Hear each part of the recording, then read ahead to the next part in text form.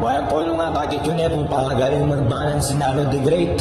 Halibo po pa mag-balance yung palo ng gawan. Wayan po yung short. Sulod niya po abang mag-balance siya.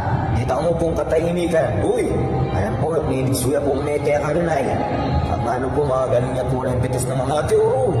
Ayan na po at para na rin tayo po makasulod niya po masalisiyan ay. Karangali pa po may gabano yung Nano the Great. Kaya po may nakbog.